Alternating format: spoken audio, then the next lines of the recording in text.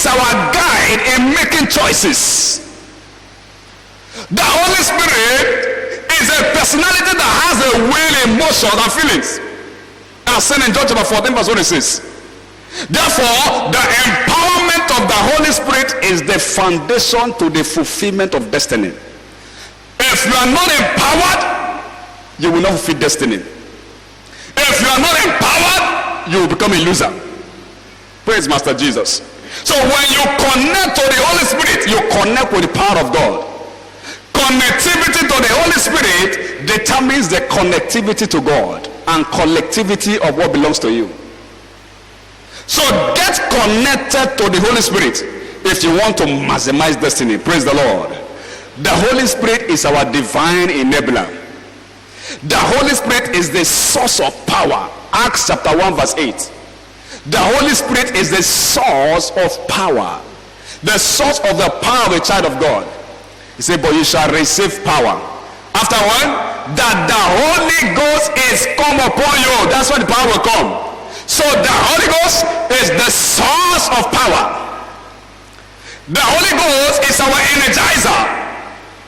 Job chapter 32 verse 8, he said, there is a spirit in man, and the inspiration of the Almighty giveth him understanding. You need to understand that if you are not filled with the Holy Ghost, you may expire on time. What inspires you is the force of the Holy Ghost in you. What inspires you to take good steps is the Holy Ghost in you. And without it, you will expire on time.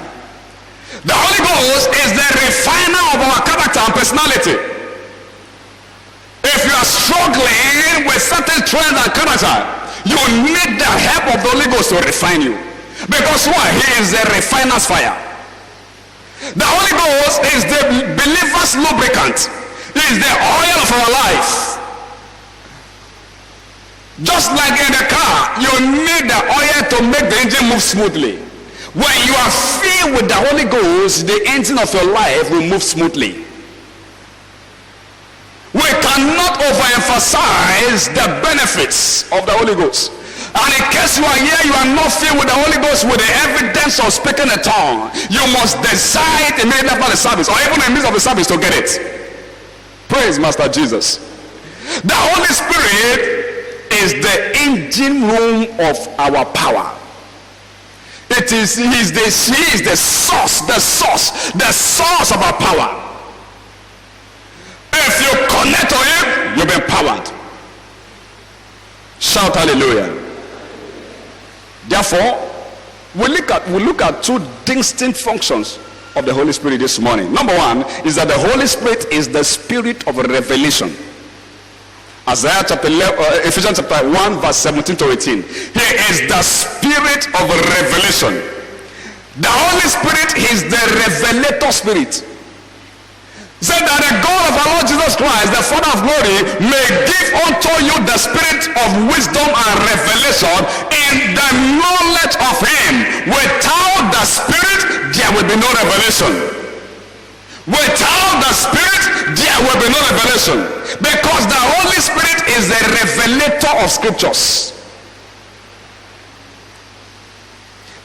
The Bible is filled with deep things that only the deep God can reveal. No one knows the content of a book more than the author. The author of the scripture, the Bible, is the Holy Spirit. So if you want to know what is in it, you need to be a friend of the author. You need to befriend the Holy Ghost. 2 Timothy chapter 3 verse 16. The Holy Ghost is the spirit of light. When you begin to read your Bible, it begins to show you light. He begins to direct your mind in the area where you should get revelation. He begins to unveil mystery to you. He said all scripture is given by inspiration of God, and it is profitable for doctrine. So the Holy Spirit is the spirit of revelation. Isaiah chapter 60 verse 1. The Holy Spirit is the spirit of light. Where there is light, darkness will bow. Arise, shine, for the light is come. When the Holy Ghost comes upon your study, light will comfort. The state of light is the state of God. The state of light is the state of the Holy Spirit. When the Holy Spirit comes, he will show you things that are hidden in the scripture that no man have seen.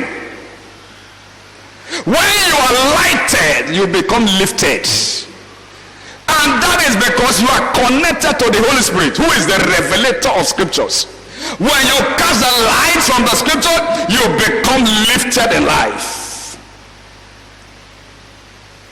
I'd like you to understand that revelation sponsors superiority over inferiority. And the Holy Ghost gives you revelation, which sponsors superiority over inferiority. If you know who you are, you will not be tormented by certain fear that you have. It sponsors superiority over inferiority. If you know who you are, you will not be afraid of what you are fearful of. Because why? It is what you see in the scripture that will determine your experience. And the Holy Ghost will make you see correctly. It is what you see in the Bible that becomes your experience in life.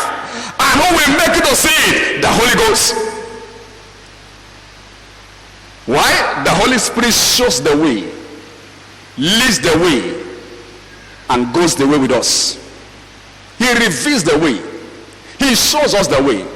He guides us on the way. So you need the spirit of revelation if you want to maintain your inheritance in life. Because what you know determines where you go. Number two, the Holy Spirit is the spirit of the fear of the Lord. The Holy Spirit is the spirit that makes us to walk in the fear of the Lord. What is the fear of the Lord? The fear of the Lord is to serve God in reverence, serve God with honor. The fear of the Lord is service to God in reverence and in honor. It is not to be fearful of fidgeting. It is to serve God with reverence. Isaiah chapter 11 verse 1 to 3 talks about the seven spirits of God. And he mentioned in one of the cases that he is the spirit of the fear of the Lord. Say, and there shall come forth a rod out of the stem of Jesse, and a branch shall grow out of his roots. Verse 2, and the spirit of the Lord shall rest upon him. The spirit of wisdom, understanding, counsel, might, the spirit of knowledge, and the spirit of the fear of the Lord. It is the spirit of the fear of the Lord that make you to hate sin. If you commit sin without your conscience pricking you, you don't have the spirit at all. If you commit sin and your conscience did not beat you over the night, you don't have the spirit. The spirit of the fear of the Lord is what makes your conscience to prick you, to caution you. It is the spirit that makes you to hate sin. Without the spirit of the fear of the Lord, you will end up in carnality. The absence of the spirit of the fear of the Lord is the result for high level of carnality in the church. You are carnal because you don't have the spirit. If you have the spirit of the fear of the Lord, carnality will be far from you. No matter your title, without the spirit of the fear of the Lord, you become a carnal person. Title notwithstanding. So therefore, the counsel of people without the fear of the Lord will never allow them to walk in righteousness. That's why you need the spirit of the fear of the Lord. Proverbs chapter 8 verse 13. It is to hate evil. To have the spirit is to hate evil. To walk, it said the fear of the Lord is to hate evil, pride, arrogancy, and the evil way, and the forward mouth.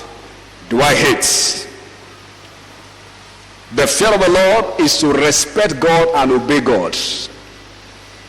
If you are not obedient, you don't have the fear of the Lord. You don't have the spirit of the fear of the Lord if you are not serving God with respect and obedience.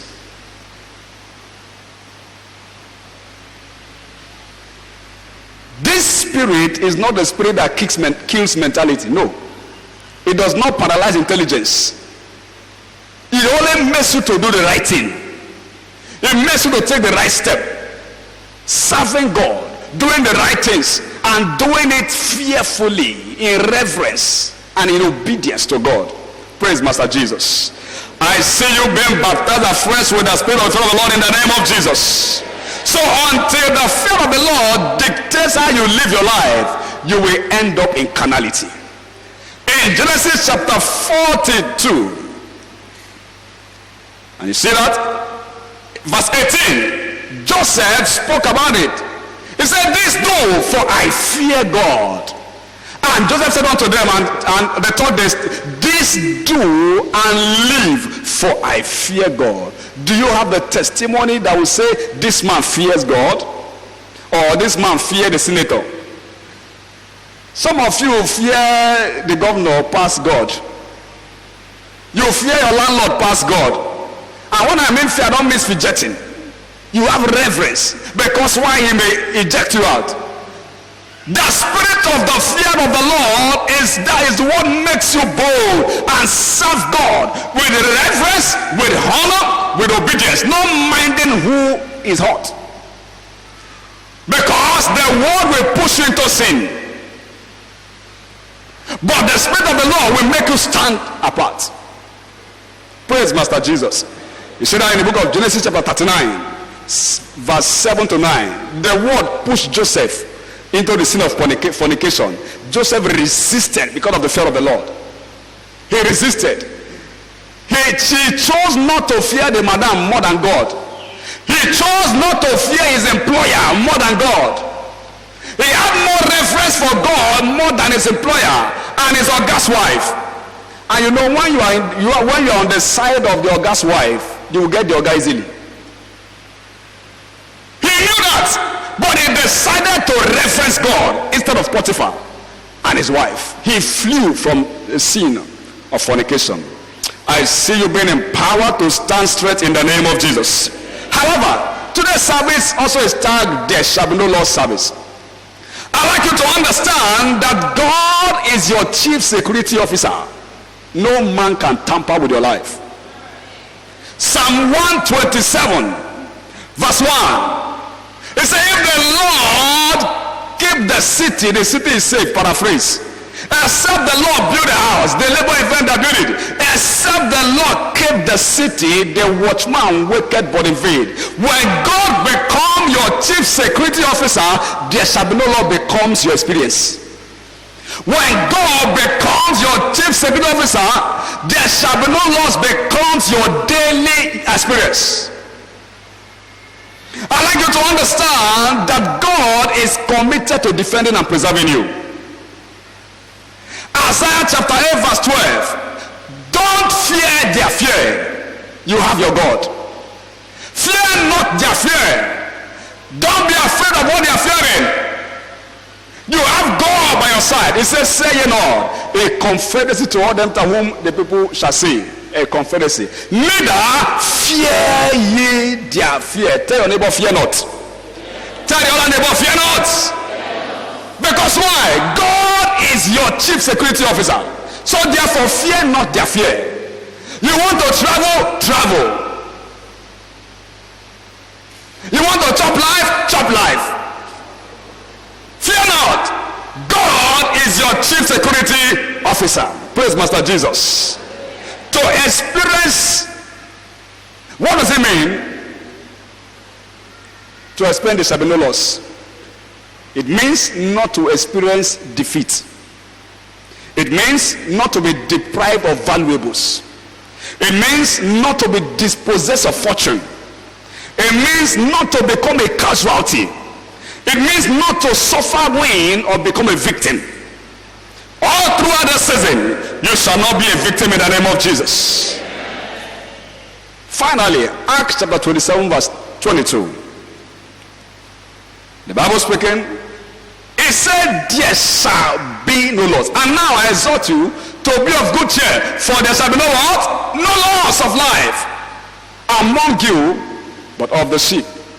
For this service we are saying there shall be no loss at all. In the name of Jesus. So what must I do not to suffer loss? Number one, follow God. Number one, follow God. Number two, hearken to the word of God. And number three, obey his prophets. The scripture we read just now, verse 21. Acts chapter 27, verse 21. Acts 27, verse 21. He said, but after long abstinence, Paul stood forth in the midst of them and said, sir, you should have hearkened to me.